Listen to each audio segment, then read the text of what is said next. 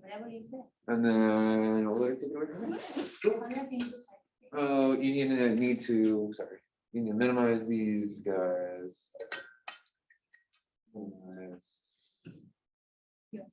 There we go. Oh, the play button. There you go. All right, sorry. Technical. That's fine, you can keep both. Yeah, I'm Ciara. The next slide is just not, it looks like Yeah. Ciara, which is what everyone, it's actually Ciara. You can go to the next slide. Great, yeah, so thank you so much for having me. I'm really excited. This was kind of a fluke that I'm here. I literally, this is like a passion project for me that I'll be talking about Union Street. Happened to realize that I cannot do this project just by myself. I work full time. I've got twin 3-year-old little daughters. My life is very busy. So knowing that I need a little help, I reached out to Stephen, and here we are today. So thank you. I'm just honored to be here. So before we talk about Union Street, I just want to share a little bit more about myself. I know that some of you have been asking what's my career journey. I don't know how inspiring it will be. I hope it is somewhat. There's definitely some lessons that I've learned along the way that I think will be applicable regardless. But I grew up in San Francisco. I am native to here. Grew up out in the Sunset District, went to school here. Turned out to be a pretty good runner. I was a cross country runner and track runner through high school. And that got me a scholarship actually to UCLA. So I was a full-time student studying political science and then running cross country in the fall, track in the spring, and training every other season. So it was like very, very busy, but a lot of fun. My whole identity was really kind of caught up in being an athlete. I graduated from college and I sat there and I was like, I have no idea what it is that I want to do with my life. I don't want to be a lawyer. I have this political science major. I don't even know what I'm going to do with it. And so I figured, let me just get into something. And so started in the athletic world, and my first job was at Lululemon Athletica.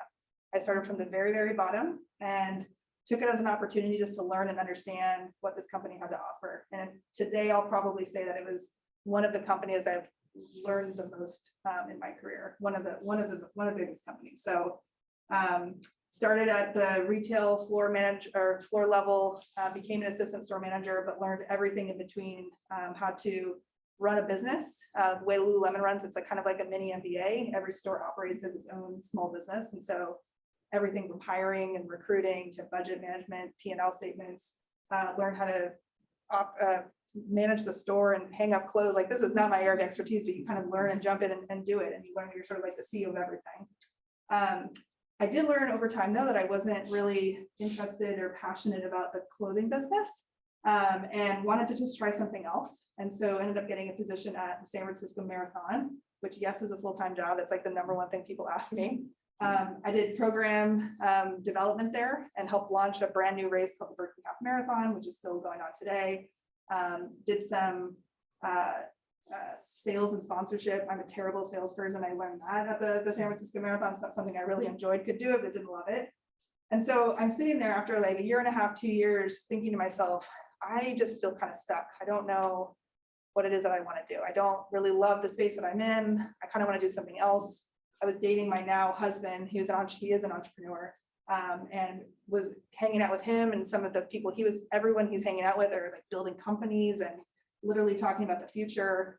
Obviously grew up in San Francisco and near Silicon Valley. There's just so much technology and cool things being built here. Like literally this is the place, like there's robot cars driving around the city. It's like a really cool place to be. It's hard not to get inspired by what's happening here. So I made this pretty big decision, you can switch the slide, but I decided just to completely pivot my entire, I decided to start from scratch again. So after my days working at the San Francisco Marathon, I'd leave the office and I enrolled into a coding boot camp for women, Hackbright Academy, which is just downtown San Francisco. I figured if I wanted to get into the tech industry, I got to learn how to code. And so I did a 10-week boot camp there. One of the things I'll say, if you haven't taken, maybe some of you, I know you guys are data science, some people are in data science here and measurement. If you haven't taken a coding class, I highly recommend you do so. Even if you don't want to be a software engineer, the amount of stuff that you learn, the way that you approach and look at problems is just really different. So the 10 weeks that I was there, I was also applying for a job that I saw at Facebook. It had to do with small businesses, community building and management, some things that I did both at Lululemon and the Marathon I thought was really fascinating. required public speaking, which I was like absolutely terrified of, but it was something, you know, I was like, maybe I can get my foot in the door, taking a job like this. And I got the job. And so I've been, you can switch the slide. I've been at Facebook, now Meta, which is like our new brand name, for the last 7 years, specifically working on small business. That coding class has fundamentally changed the trajectory of my career. My first job was traveling the country, training small businesses how to use Facebook and Instagram Messenger to grow their businesses. Part of my day-to-day job was running SQL queries in our databases. It was a skill set that I was the only person on my team that had because of that class that I took.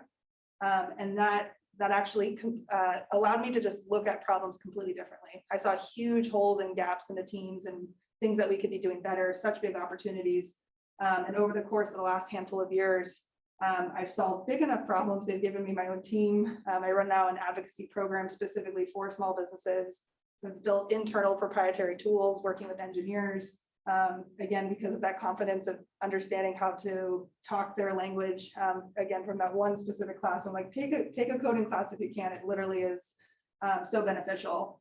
And so, yeah, my day-to-day is spent helping small businesses grow. And now I have a team and we operate as advocates for small businesses. So we need to make sure that we're building for small businesses in anything that we do, any future products that we're building. And so we actually act as that kind of middleman. So we work with them, we get to hear everything that's going on, what it's like to be a small business owner, what their pain points are, what their challenges are. And we communicate that and bring it to our product teams to make sure that do we need to fix our thing? Is our support not working well? What's wrong with it? Are there bugs going on that maybe they didn't know about?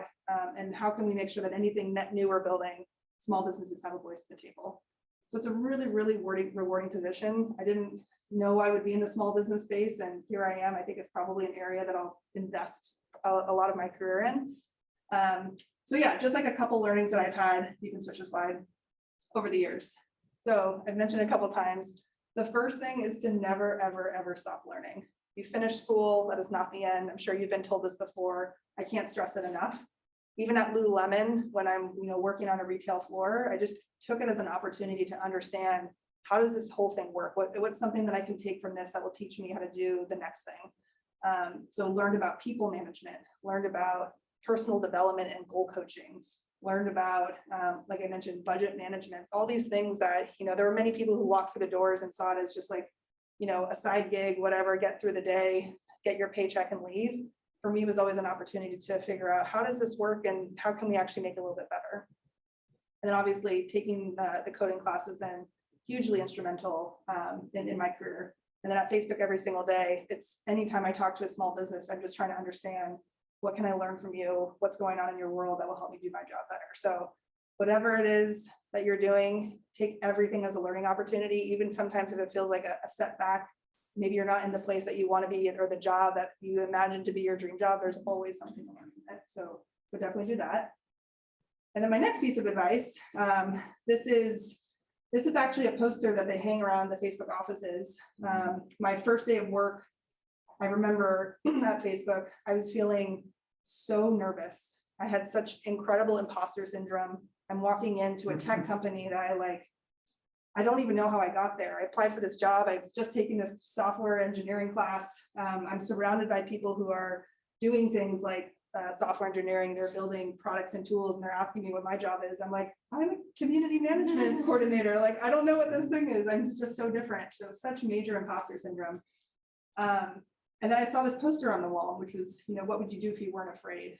And no one I'd never really thought about it like that before, but it's definitely a question that I continue to ask myself. And, every time I've approached a new opportunity at Facebook, you need to have guts to do that. And it's very easy to pull back just because you're scared to do so. Anytime it's hard to give feedback, what's the right thing to do? What would you do if you weren't afraid? So this is I literally am a dork. I have this like a little poster in my bedroom. It's there, and it's around the offices that I see every single day, but it's a really powerful statement just to remind you and make sure that you're not making decisions about your life or your career or whatnot based out of fear, but based out of, what you really can do.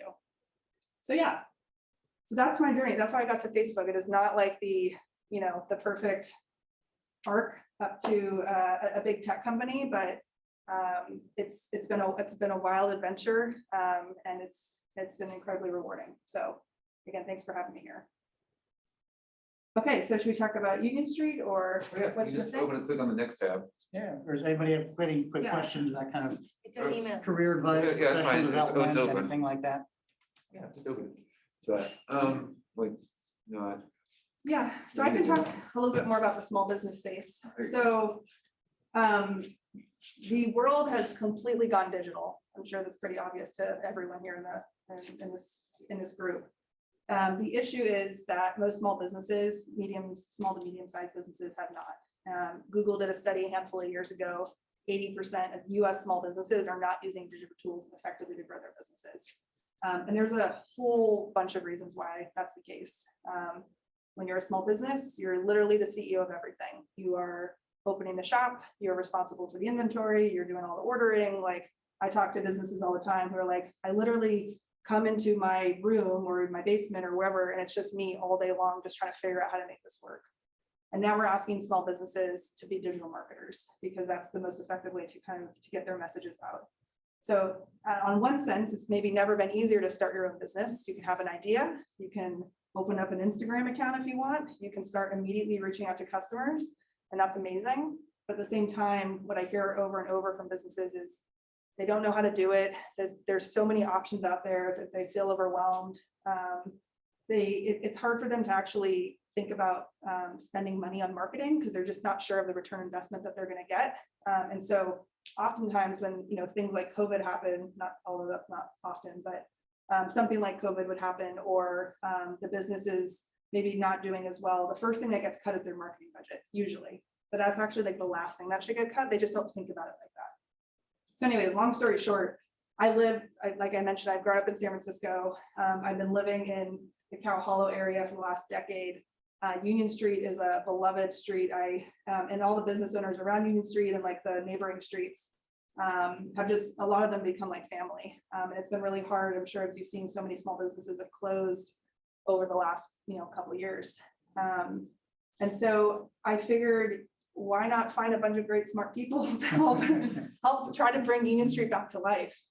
Small businesses, you hear this all the time, that they're the backbone of our economies. When a small business is in business, they're paying taxes that fund our schools and our infrastructure and our police and our fire. And so when small businesses are successful, it benefits the whole community. And seeing so many businesses, specifically on Union Street, you can just walk down the street and it's just closed business after closed business and boarded up windows. It makes me really sad. And so my goal was, I reached out to the Union Street Merchants Association. I asked, would you guys be interested in having a Facebook or Instagram account? It's run, it's the same people have been running the Merchants Association, I think, for the past 30 or so years. They're operating with like very old school newsletters to communicate out to their members. They're not doing anything to really attract new customers or even tourists to come shop at the city. Or in the district, it used to be like a very popular place. And just over the years, with so many businesses closing, they just don't even know how to attract people to come there. So I pitched, would you be interested? They said absolutely yes. And so now it's just a matter of putting together a plan to figure out how do we tell the stories of these small businesses on Union Street. There's a variety of ways that you can go about it, but the first thing I always love to say is people do business with people. So if you can help people understand the humans behind these businesses, they're more likely to actually come and visit and buy and champion and support these businesses. So yeah. Yeah, well, let me just ask we'll do a quick poll here. So I think we probably have a lot of people who are fairly new to San Francisco, so there's no shame here anyway. How many people have been to Union Street? Okay, a few, but some folks haven't. I think the first thing to realize is that Union Street is very different from Union Square. Yes. So Union Square is like one of the major like luxury shopping destinations of the world. And so you go to Union Square and you will get, Louis Vuitton and Balenciaga and Chanel and Armani and like every big global luxury brand you can think of will be in Union Square. But that's kind of the exception in like San Francisco retail. most of San Francisco retail, I would say, is very anti-chain. And so if you go to Union Street, you won't find those big stores. It's much more about like small boutiques, small jewelry stores. I was telling Ciara, you know, I got my wedding ring years ago at a little boutique on Union Street. I got my wife's at a different boutique there, little boutique stores. And even pre-pandemic, there was a lot of turnover in stores there. And it just, you know, I think like you, it was always so sad to me Yeah. to walk down the street and say, oh man, there's that jewelry store where I got my, you know, my wife's wedding ring. Or, you know, when you see those boutiques and they go out of business and you just think that, wow, that was somebody's life dream to have a boutique like that. Not only did it go down, like it may have taken their life savings with them. And that was pre-pandemic. And you can only imagine that it's gotten worse post-pandemic. So it really is a place for small businesses. Even like if you think about the jewelry stores, it's stores that really kind of, you know, it's not the place you would go to find, you know, the biggest rock you could find. It was a place you would go if you really cared about something unique, an interesting design, if you really cared about craftsmanship or something like that. So it really is kind of a special place where, yeah, these folks kind of invest their life dreams in this kind of boutique.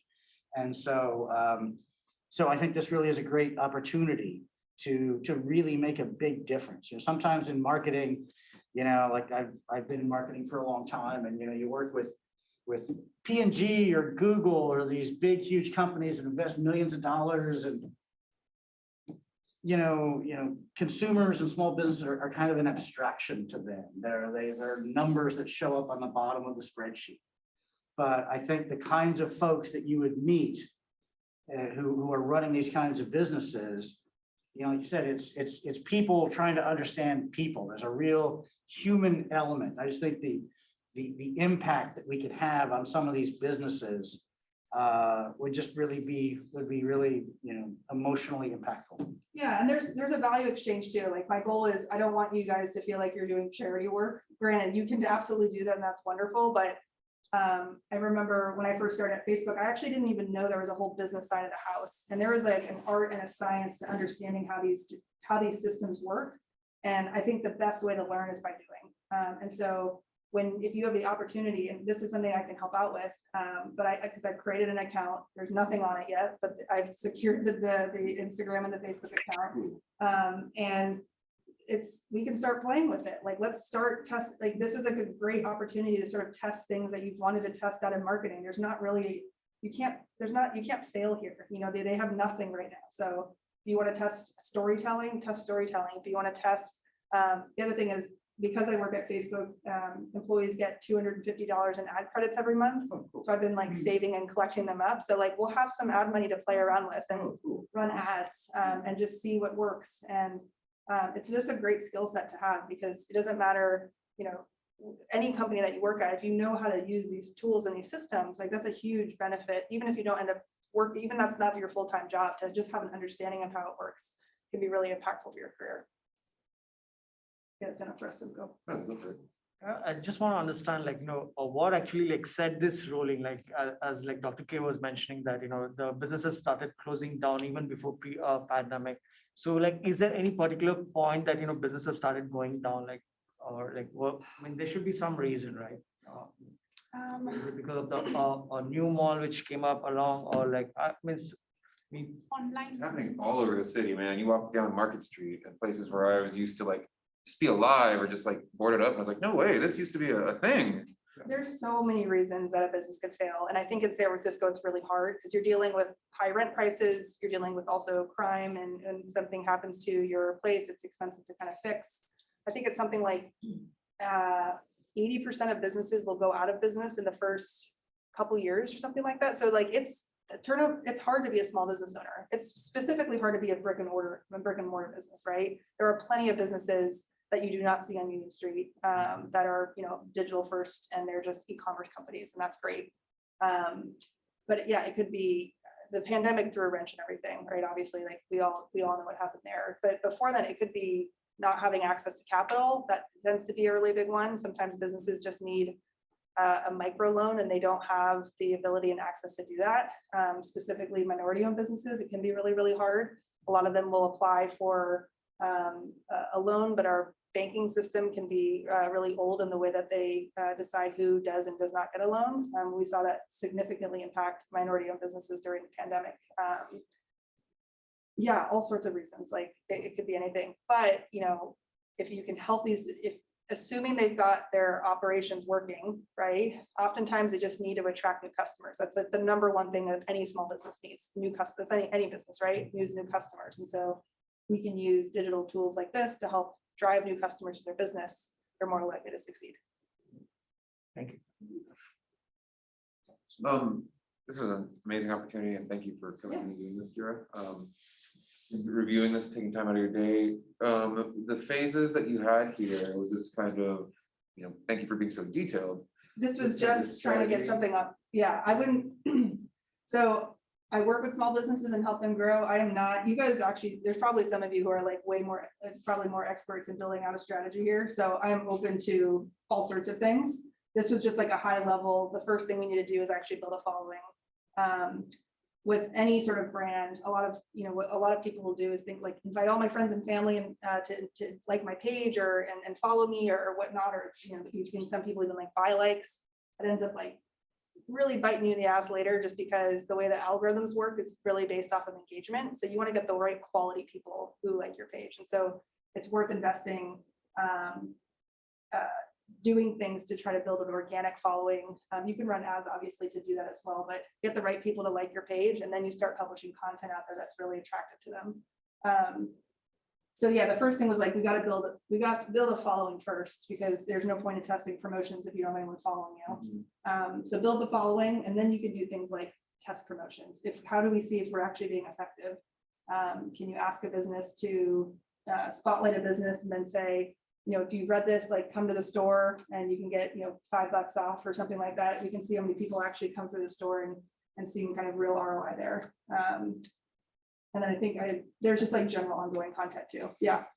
The membership. So this is another thing too, where the Union Street Association, you have to be, not every business on Union Street is a member of the association. And I would say right now, what I told Union Street was that they're not really offering a ton to their members. Like they don't even have the social channels that are driving foot traffic to come. Are there things that they can be doing to attract new members? Because if they have, let's say every business on Union Street, the first thing they do is sign up to be on the Union Street, you know, Merchants Association, because they get all these perks. They're going to have more funding to do more things and invest back in the Union Street Association. So as like a third kind of phase was just thrown out there of, can we try to see if we can encourage new membership? The value that we create to the existing members, can we help them gain new members? So yeah.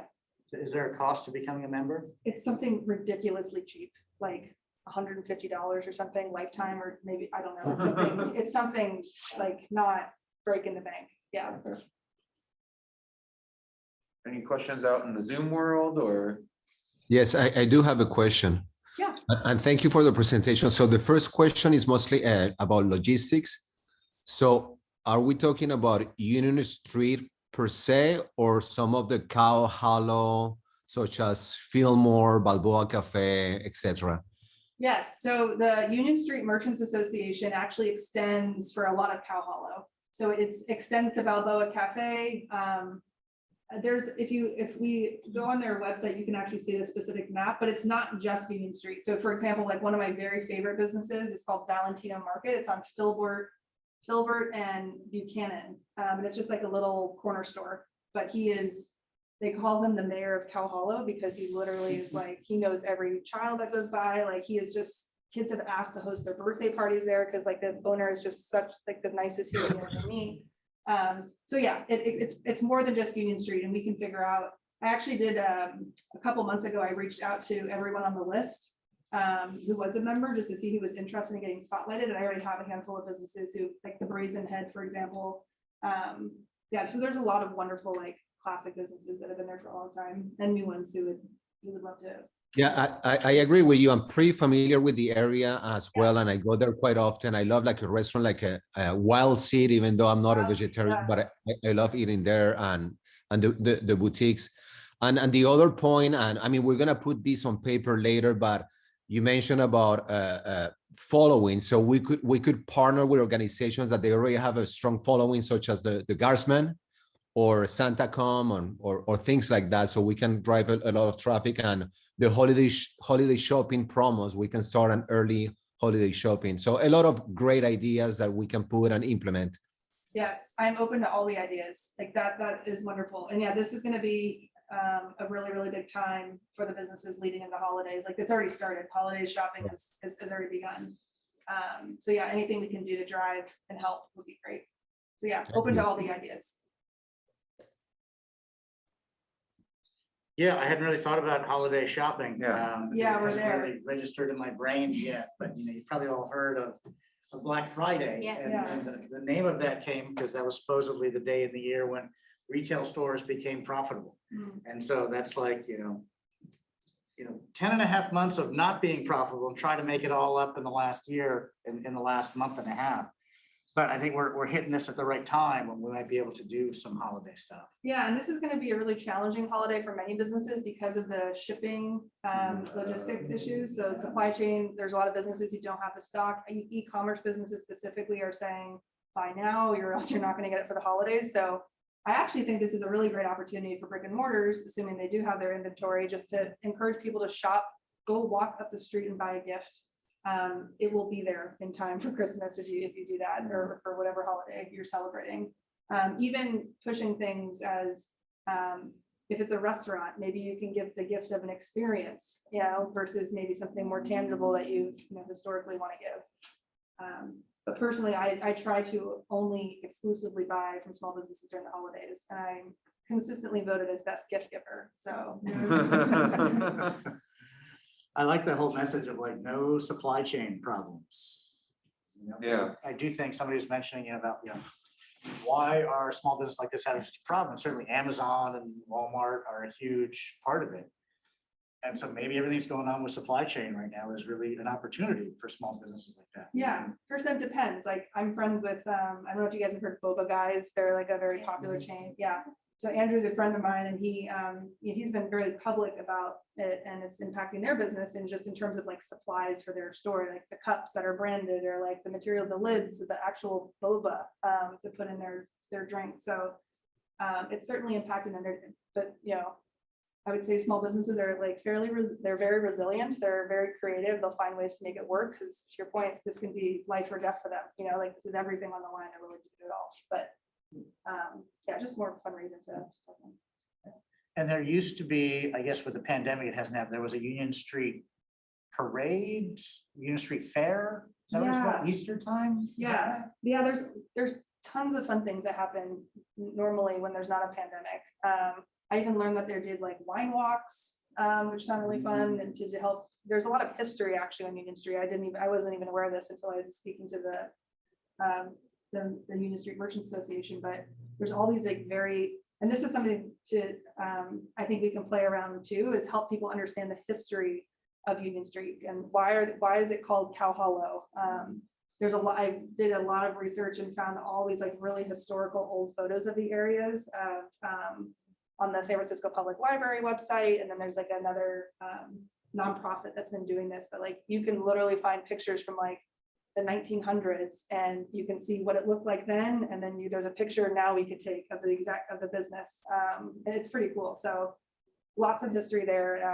Yeah, there's just like so many fun content ideas we can play with. And that's like the beauty of this is marketing can be really fun. And if you have an idea, like try it. The only way you learn is by doing. And if it fails, okay, we learn from it. Like, let's try something else. This is kind of like there's no real harm to trying anything that you've been interested in maybe trying before. I have more questions if you don't mind. Yeah. So do we need to only go through USA, or we can reach out directly to the merchants?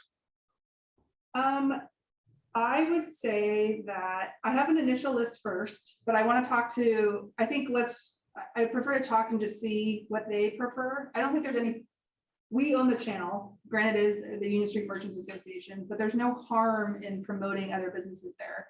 Because actually that might help drive them to join the association, especially if we can find some value there. So I think before we start reaching out, we should just have like a plan of like, what is it that we want to do?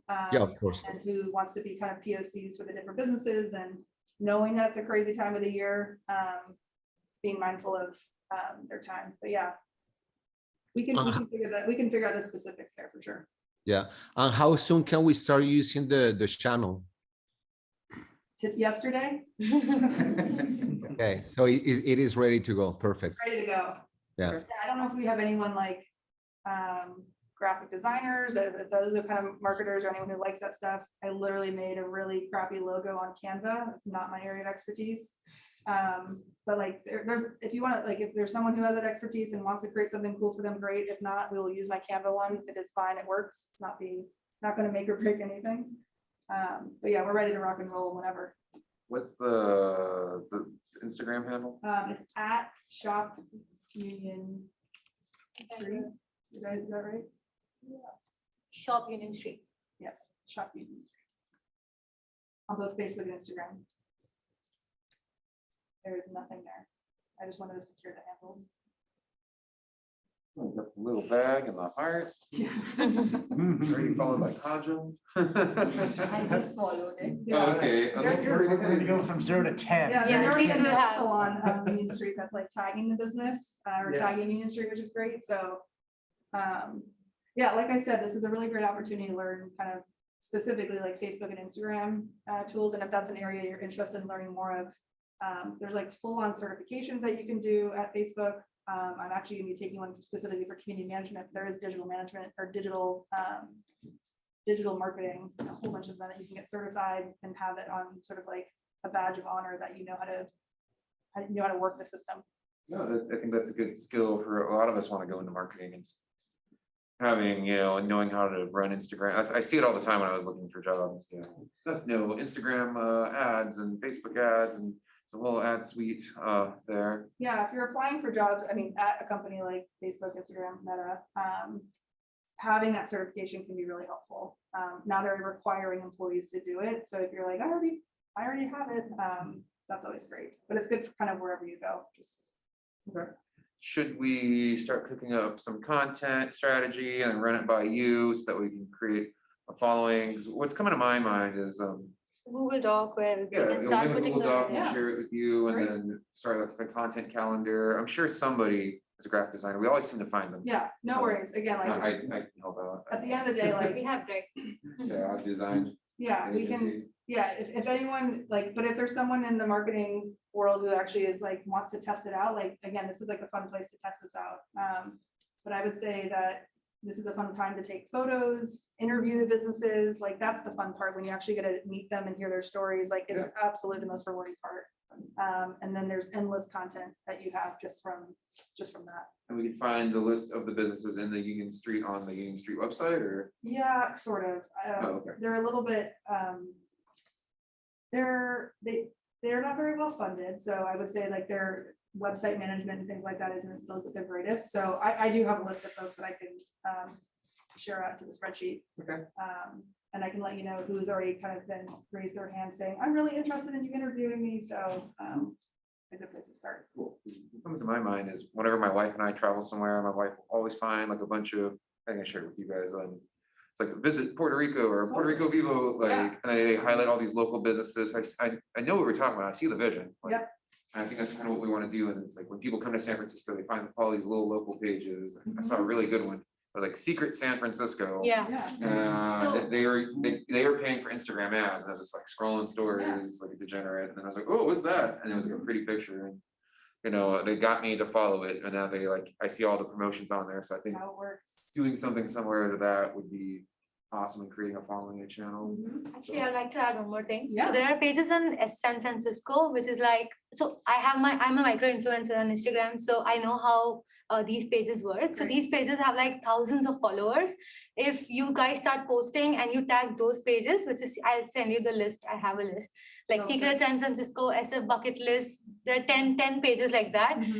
if they end up sharing if you have good content and they end up sharing your story or anything on their page, there are a lot of people who come to your page to see what you do, and then you get a lot of followers from that too. Wow. So yeah, there are some hashtags, San Francisco hashtags, and these pages. So this could be like a Union Street page, which you could market like, like you have a SF bucket list page, Yep. which tells you only about SF. Yep. So this could be like, shopping at Union Street experience kind of a page. Totally. So you could all like market it like that, and those pages would be really helpful to boost your, at least profile views initially and then get a following. The more people view your page. But if you start off like at least with 10 pictures so that whoever comes in, they know that there is something. there. Yep. Like if it's an empty page, nobody will follow you. Right. So just put on something initially so that people follow you. Absolutely. That's how I started it's been a year and I've grown more than 10K. So Yeah. it helps like that. That's Just- amazing. Just Oh, say. You've got the best ideas, Drew. Yeah. No, Good starting I love that idea. And like the thing today is when they held things like the Easter parade, they're not promoting it online. Like they Yeah. haven't had a channel to do that at scale, right? So they'll partner with like the local Marina Times newspaper, but like very few people are opening that. So yeah, I think this can be pretty transformational and just trying it out. So yeah, go ahead. Hi, my name is Archer. So I have the suggestion, like, of course, it is like necessary to use hashtags, but more than that, it is very like important to use appropriate hashtags. So we Yes. can come up with one of our hashtags and make a list of hashtags just to make sure that we use it in our every post to increase the chances of getting the correct audience. Absolutely. Good idea. Yeah, even one that's maybe even specific to just the page, right? Or something that like only this page would sort of post. And Instagram actually rolled out something recently that like the ideal hashtag number is actually sitting around 3 to 5. Yeah, 3 to 5. So now earlier it was 30. Now you can only use 5 hashtags. So I would recommend you keep changing your hashtags in every post because that helps. That's a good idea. There you go. I don't need to be here. You got this. You have 10,000 Instagram followers? I have 11,800 as on date. Wow. I have a travel and lifestyle page, so I keep posting a lot of things about San Francisco since I moved here. And those pages actually share posts if they are like good, crisp pictures. Like you can take pictures of the street, like you said, before, after, or Yeah. something. And if they find it relevant to a bucket list kind of a thing that people would want to visit, once they reshare your post, a lot of people come to see your pages. So at least the profile views increase, gradually people end up following. Absolutely. So that's really helpful. Yeah, and people love to take photos of themselves in places that are popular. So it's Yeah. like we can figure out if there's something Instagrammable on Anything Main on that Street. street, you should just Yeah. click pictures and post it. Just stories, anything, everything should have those tags. You're always It taking helps. pictures of places where you are. You just have to market it like it's an expensive, epic thing which people need to go. There's a And neighborhood that you need to hit when Yeah. you visit to San Francisco. Millions of people come here, so it's Yeah. like one of those places. like a girl next door whom you never knew, but she's amazing.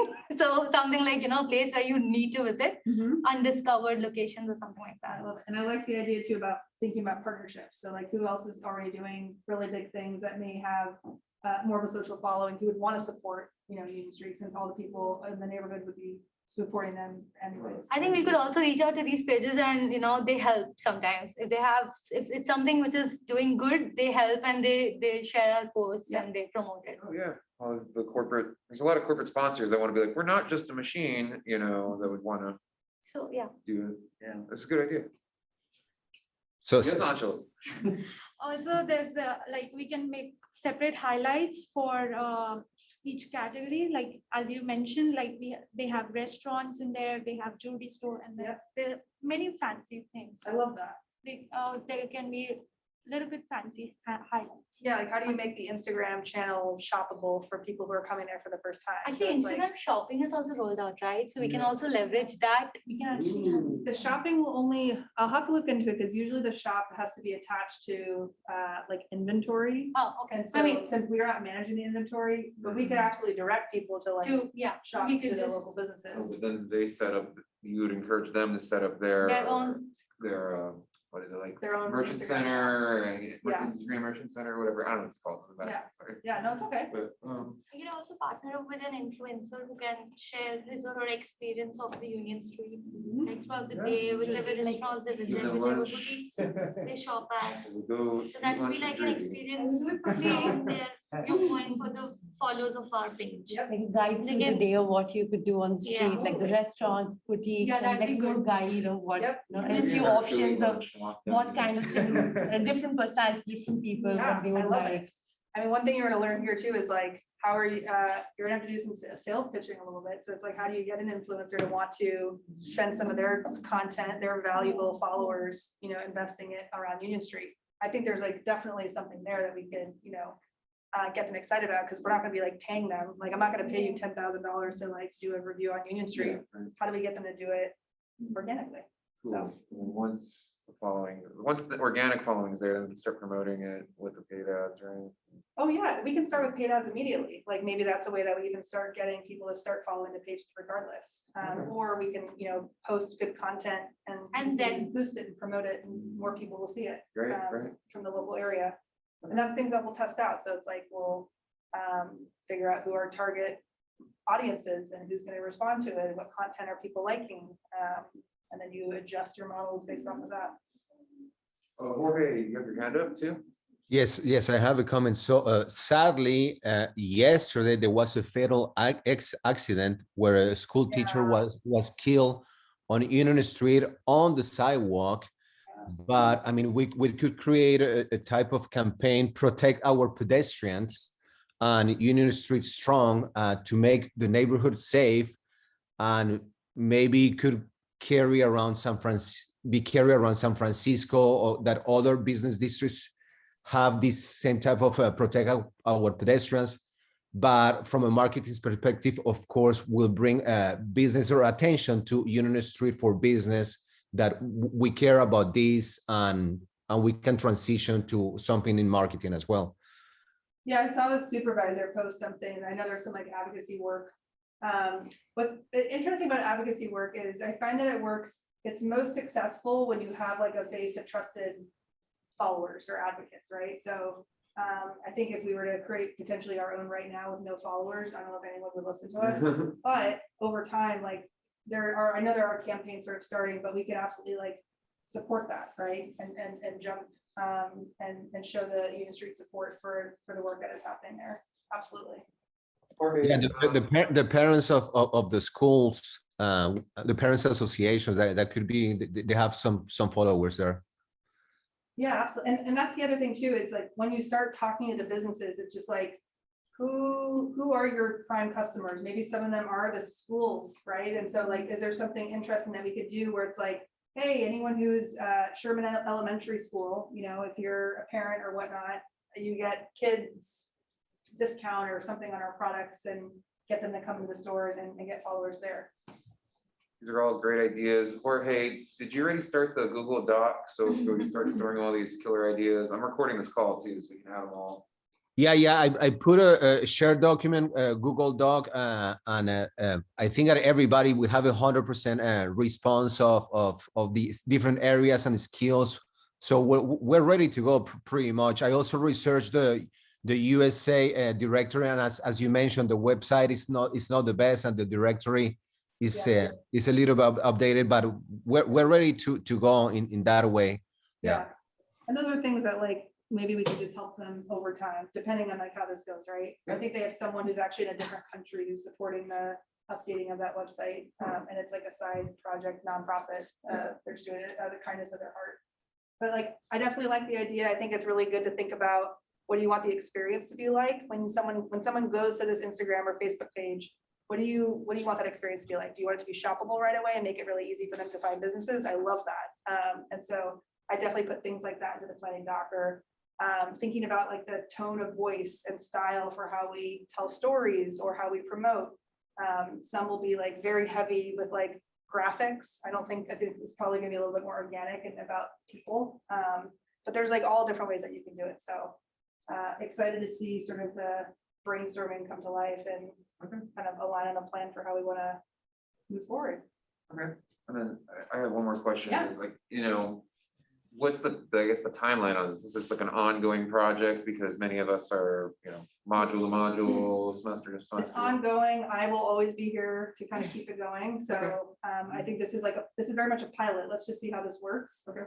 People who want to stay on and do it, great. I know that there's a new class and cohort of people who come in, if there's overlap and new people want to take it on, like, I think it's just a great opportunity just to get your hands wet, try it out and see how it goes. Yeah.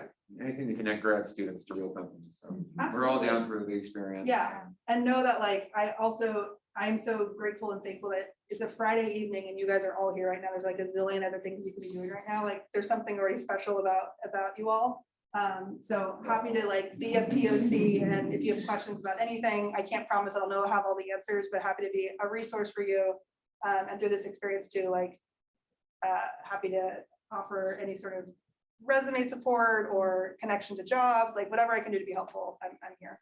Very cool. I mean, Yeah. we're just down to get our hands in it and make real change, create results and say, hey, we worked on this campaign. Yeah. We don't, a lot of us don't have like an end date to this, but like our module ends at the beginning of December. We don't all graduate until summer. So, Yeah. and then some of the MBA students are 2 years and they'll be staying on until next year. So it just depends. We'll pull in new students, but I think we can talk about that Yeah, then. keep shuffling through. That's great. So I mean, if this could be a long-term ongoing thing, obviously Dr. Krause is. I'll be here. Yeah. We want you to be here. Yeah, he's our co-advisor, mentor in a lot of ways, so. Thanks. We also discussed internally with the team that we would love to maybe go and have a brunch with the team. And of course, we will love if we can join us for brunch or something like that. Yeah, oh, yeah, count me in. I'm in. There's a lot of spots. Yeah, whichever you like the most. I mean, my favorite one actually closed, which is so sad. Cafe Union, it's gone, but there's Oh, some, no. there's lots of good ones there. Depends on what you like. We'll explore the place. Oh, actually, I'm just remembering, I don't know why I forgot this, but I actually met my wife, our first date was Rose's Cafe. Roses is still there, still there. Yeah, that's a good spot. That's a good They story. have a good- You should take us there. It'll be nostalgia for you. We would go there every year on our anniversary, and we'd explain this to the waiter, and the waiter never cared. I'm doing this great heartwarming story. This is a place for a first date, and the waiter was like, great, what do you think? You taught me something? Yeah, so we can work on that. That's So, But hilarious. this could probably be a story on the Instagram page. Yeah, we can do that. there you go. Stories about you. About customers, yeah. Where you find out and interview the, Yes. the owners Loyal and customers. tell them to say one memorable story. Yep. Probably how they started the business or who came and who met the first purchase, when they bought the property. Oh, I mean, yeah. of course, this can be phases. Oh, absolutely. That But can this is be like a story client phase. testimonials, I think. Yeah. Yeah. This is a Yeah. good group for this. Yeah. I think, like Anshul said, highlights, and you said stories. We could have highlights for every, association, every boutique or company out there, and every highlight could be one company or one cafe, and they could just keep updating their stories and testimonials in one. So if I'm looking to go to say Roses, Rose's Cafe, yeah. I would just open that and see all pictures about that cafe. So Mhm. we'll know so many state people and places are there. So Yeah, that could be easier. yeah. No, I mean, there's- we just wanted to be easy for people to locate. things there. Absolutely. We want to be easy for people to shop, or when they come to the page, they're inspired and excited to want to go there. We want to create a little bit of FOMO. If you Very guys cool. love storytelling, maybe you guys already follow it, but if you're not following Humans of New York, I highly Yeah. recommend it. Oh, That's a good one. that's Yeah. really They do a good job. Meant something like that for this. Exactly. So it's like, Experiences about the place and emotional connects rather Yes. than promoting it directly. exactly. So, you create an emotional bond with the viewer, Yes. and it's not always for money, but it's to No, like That's show the most that effective the marketing you relation can they do. had with so and so. Absolutely. Yes. Very So cool. there's fun ways you can think about interviewing businesses, their history, their biggest fears, why they started it. You can get real personal. And those are the things that work really well. Awesome. Have you connected with Hillary Newsom? With who? Hillary Newsom, the owner of Balboa Cafe and the sister of our governor of Gavin? Yeah, no, I have not contacted them specifically, but I know that the woman who I am in touch with, who runs the association, she is in touch with them for sure. Yeah, I'm sure that she will be very interesting in helping, and of definitely. course, she's very influential. Yeah, definitely influential, and obviously the governor owns the Balboa and Plum Jack. Right. so And the Plum wine Jack is store like they a have. famous Yeah. wine shop, and that's part of how like Gavin Newsom sort of came to. I Yeah, guess he was wealthy before, but sort of yeah. how he came to sort of prominence as the owner of some businesses. down there. Balboa Cafe is like is a classic business. It's been there forever. People go there for an espresso martini. It's like the popular drink of choice. Not that I've had one. It's not my I'm gonna have my that. drink of preference, but yeah, I'm waiting on his branch ASAP. yeah, it's a good spot. Cool. Any other questions? No? Thank you. Yeah, I'm just wondering, as a next step, should we, I don't know if it's premature to like put another meeting on the calendar for maybe like I a think month it's always from a good now, forcing function. or Yeah. early January. I don't know what the right timing is, but You can do it sooner. I mean, I don't know what's on your schedules in We terms should of, do it post Thanksgiving, because we're also in a stage where I think next week classes will start heating up. yep, I believe it. But so it's the post- week of the 6th or the 13th, that's around finals or. Should we finals? do like Finals will right be over after by the- finals, or is a lot of people gonna take off back to somewhere else for extended winter break, or I think we can do a Zoom though, can't we? we can just start off kicking off with Google Doc, where people start writing their ideas. You will have access to that Yeah, yeah. too. And probably we can have like a small meeting in the next 2 weeks where it's like a short meeting to Yeah. discuss those ideas. So then we can start posting things Yes. we should so be that at posting least things we this have week. more Yes. posts. Because if people come to an empty page, nobody's gonna follow it. So at Yeah. least Yeah. like, let's plan on posting like 10, 15 pictures or something in the next, say, 10 days or 15 days and. Oh, yeah. that should And be I done have like immediately. I have a lot of I mean, I have a lot of the old, like what it used to look like, what it could look like now. Like there's some content in the backlog sort of ready to go because I know people are busy like that. You're experiencing what a business owner's experiencing. Like it's hard to generate content all the time. We don't have to post every day at first. We can start just a few times a week and just start to get people to come. But yeah, I think starting with the brainstorm doc, let's just see. Let's see all the ideas on the table. Let's figure out which ones we want to focus on. And then we'll start doing that. But I also understand you guys are busy, so like, no pressure, do what you I can. understand you're busy. Yeah, we're all busy. But yeah, your school comes first, yes. But yeah, I think just getting started with everybody following it, go ahead and post some stuff, go check out Union Street, have a meal down there or an espresso martini. Yeah, let's kind of get started, Yeah, get it rolling. let's do it. Cool. Just tell your cohort to start following the page. At least we'll have like 50 to 100 followers in the next few days if we just push our cohort to follow it. Yeah, everyone all grad students need to follow that page. I had a question about your career. Yeah. How long have you been at? 7 years. Yeah. Wow. And then you said you started off as you were just a community manager, or? So I started off as, it's called the Small Business Community Engagement Coordinator, I think. I can't even remember. And basically my job was, I would train businesses on how to use Facebook and Instagram to grow. But part of my job is also so this is around advocacy marketing. You can do the most effective marketing when you can get someone to tell the story on your behalf, right? So I can stand up on stage all day and tell people, Facebook's so great for you. Here's all the reasons you can grow your business.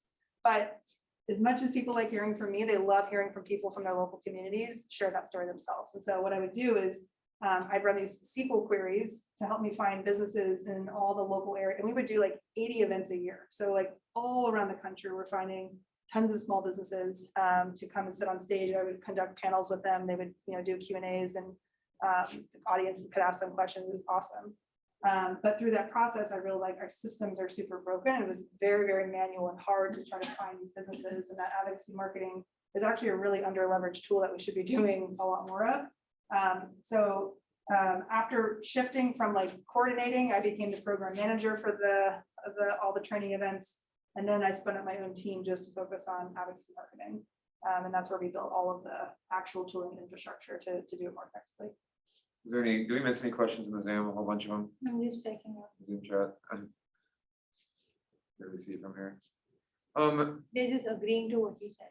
Okay, and then I just had another Yeah. question about your job. I was I scoped out your profile. I saw you were like, it was small business advocacy of North America. Yeah. Do you do much work in Canada or Mexico or any of the other countries or, I mean, the US is the big country, but. US is the big kahuna, for sure. I do, so, yeah, we support Canada. We actually, Mexico is supported by our Latin America region. Okay.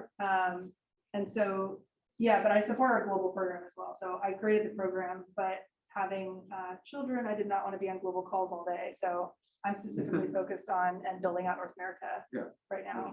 Yeah, exactly. So mostly US and then some Canada. Okay. And then, I mean, don't mind me, you said that you you use SQL a lot, and then what other, and you said you went to that coding boot camp, like Yeah. what tools do you use in your day-to-day? Oh, There's so many, I know, but. no, there actually isn't. I would say that the longer I've stayed at Facebook, the more removed I get, because now I'm focused on building teams to help me get the work done, right? So I would say it's actually a lot of like Excel. So if you are not proficient in Excel, go get proficient in Excel. It's like a skill set that every company needs, and I can't. How many people come to the team and they don't really know how to use it that great. So a lot of Excel to like run, just understanding our numbers, but it's a lot of actually proprietary tooling at Facebook. So there's our own dashboards, and we work with data analysts to actually build those out for us completely to understand everything about our programs. Okay. Yeah. Very cool. So they would probably have a different answer for you about like all the stuff that they're doing, but yeah, I'm not the data science person. No worries. Yeah, I remember a few years ago, I applied to a couple of jobs at Facebook, and we have a mutual friend at Facebook, and my friend is kind of very much in the research space. And it's kind of like a research insights job. And remember reading the job description, and it had like, a dozen bullet points in it. I'm just reading down, oh man, this is me. This is me. It's like I nail every one of these things until it came out of the last one, which was like, must be proficient in like R and Python and stuff like that. So I was talking to my friend and I was explaining, yeah, I hit all these criteria except this last one. It's like, how important is that? And she said, well, if you were to take the technical proficiency test, on a 10-point scale, how do you think you would do? And I'm like, well, if I took it tomorrow, I'd be a 0. Like, I could maybe study up on it. And I was like, is that a problem? And she said, pretty much everybody in my team and a lot of the teams are expected to be, remember her phrase, they're expected to be comfortable in a big data environment. And so I always encourage people, if you're not getting enough of it in our program, to fill out your skills with the R and the Python and Excel and data skills, because I think Google's the same way. A lot of big tech companies are like that. Yeah, I mean, yeah. So the coding school that I went to was they mainly taught us Python. So that was the software language that I learned. And then the SQL, I actually love SQL. I thought it was really cool. So and that is super applicable to kind of any company that you go to. But I think to your point, it's really important to do it, because like this is sort of like the future of what's being built. Like when I think about, not that like when I was in high school, Facebook didn't even exist, and now I'm at a company that is like one of the most influential companies potentially in the world, right? So who knows, like some of these skill sets that you kind of need to be able to build what the next feature is. Like who knows, like you may be working at companies that don't even exist yet, and that skill set is really important to help you to build that and get there. I see a hand. Yeah, I had a question about Python. Yeah. So how much time frame would you think? So I haven't used Python before, but I've used Excel, other stuff. Yeah. If I were to start Python, how much time frame should I give to get to some level of competency? There are so many coding schools out there today where you can, like, again, mine was a 10-week boot camp. There are people who literally, you come in with zero knowledge and you come out with, many of them being matched to companies like Google, Facebook, whatever, to be software engineers. I think, my husband is going to have better answers for you about like what's the best one now that I could point to. So I'm happy to like follow up and let you know, but literally you could get your degree in whatever that you're doing right now, and you could go spend 10 weeks learning how to code, and you would have this whole other skill set that you didn't have before. And it's pretty quick. And the thing is, like, there's so many open jobs, open developer jobs, and there's not enough talent to be able to fill it. And so they're just dying for people to understand and learn how to code, because that is literally what the future jobs, what they look like. Can we connect with you on LinkedIn for You can future connect with questions? me wherever you would like, yes. I like that. Facebook, Instagram. That's other questions that Yeah. How about everywhere? are earlier conversations, but Yes, Very absolutely. anyone else? Anyone from Zoom world or? I think Like we left, it is late. Yeah. All good. Thank you so much. Yeah, no, thank Yeah, you. thank Thanks for you. being here. Thanks for your. Yeah. I'll talk to you soon. And then Jorge was asking the questions. He's the program lead. Great. The program, not program, lead, I don't know what to call it. He's the head on this. Okay. And then, but Drudy and I will be involved in overseeing, obviously throwing our ideas in the basket. Amazing. And, you know, she knows Instagram probably better than anyone in the room, Great. followed by many of our talented. Sounds like we got people some in the like good talent. Yeah, they're all active on Anyone Instagram. I can see learn how to it. do it. That's like the. Their lives look so interesting. Here's my dog. So, would you mind taking a group photo or Yeah, just being in sure. a group photo to be like, thank you for coming into. Yeah, no this." problem. Is that our And- first Instagram post? A group photo? They're like, hello, here are the people who are gonna be running this account. Yeah, I'll There you take, I'll take the photo. Everybody hop on. So Hirsch has the clean phone. Okay, All right, thank you everyone in Zoom. I'm gonna Nice. end the call. thank you, Zoomers. Stop share. And. All right. You go Where to the should back we, anyway, just come. Oh, yeah, maybe in the back. That looks like the